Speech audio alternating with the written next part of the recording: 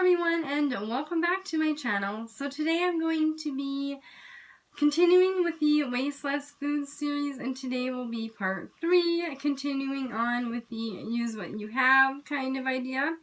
So the first one is quite obvious, but don't buy things your family won't eat. Now, when I say that, I don't mean that, you like mushrooms, but the rest of your family doesn't, so you don't buy mushrooms. I would just say buy less mushrooms, because I love mushrooms, but my daughter will not eat them. And I love potatoes and carrots and spinach and all kinds of stuff like that. And my husband will not eat potatoes, and he will not eat cooked carrots, and my daughter hates spinach, but I still buy all that stuff because I still cook it and I still eat it.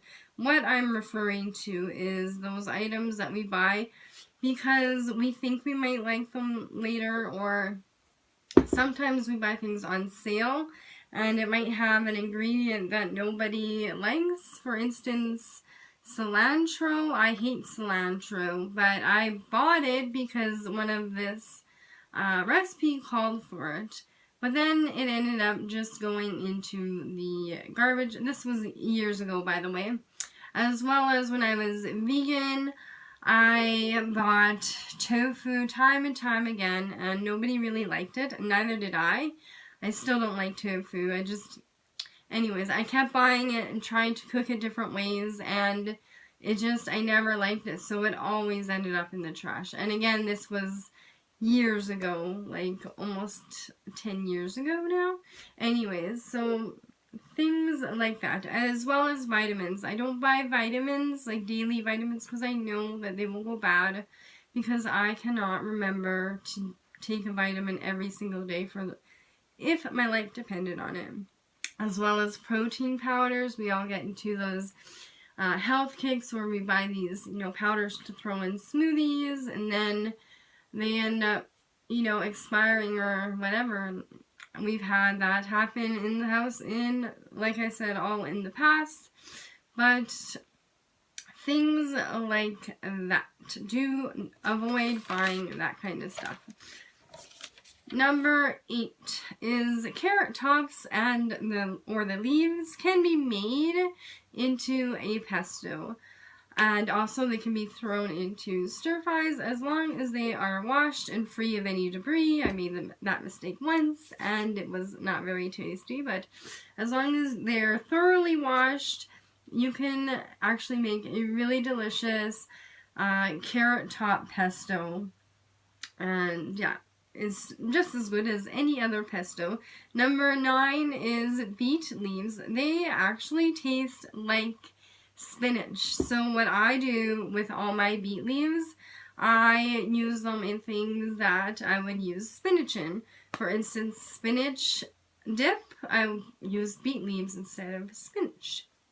And I also saute it and use it in omelets, or I actually made a quiche for a family brunch one day, and it turned out really, really good. Everybody liked it and had no idea that it was beet leaves and not spinach until I told them.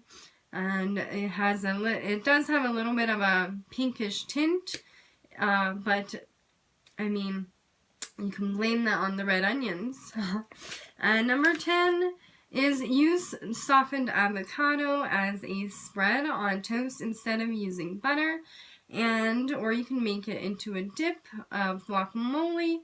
Or my personal favorite, very simple guacamole, is I just take the avocado, I smush it up, and then I add salsa, and then I mix it, and it is super simple, super easy, super tasty. And then we eat that on tortilla chips. Or you can use it as a mask. I've never personally done an avocado mask yet, because I do have my favorites, but yeah, there's tons of different DIY avocado masks out there.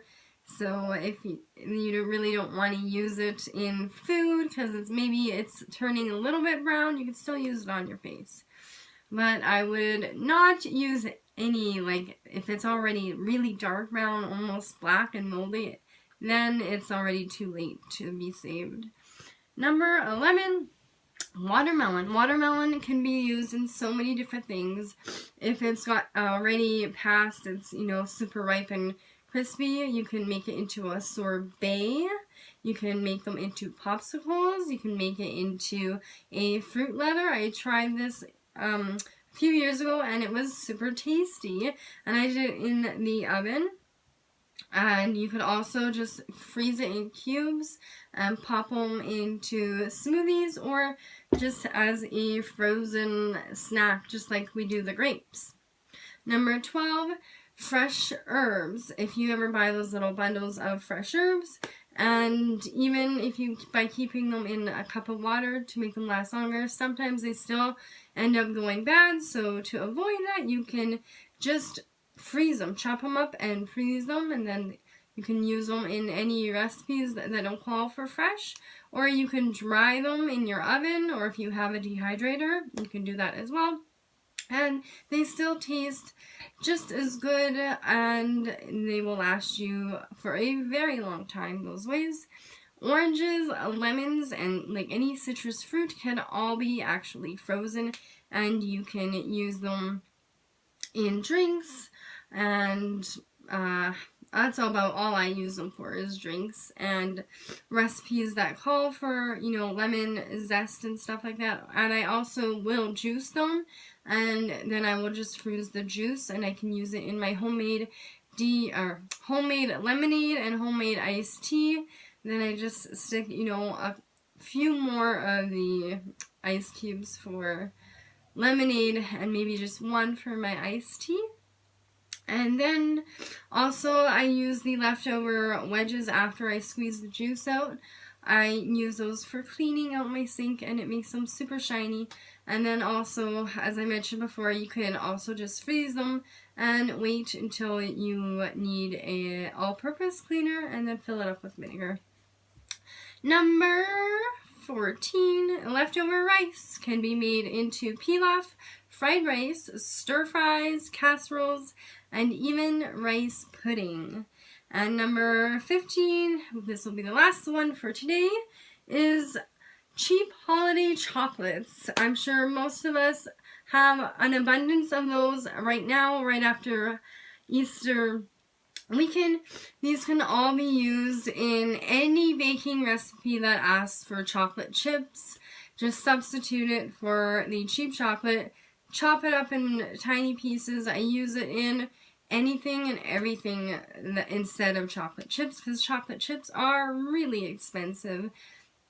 And when you already have chocolate on hand, it actually tastes a lot better in the baking than eating it as is.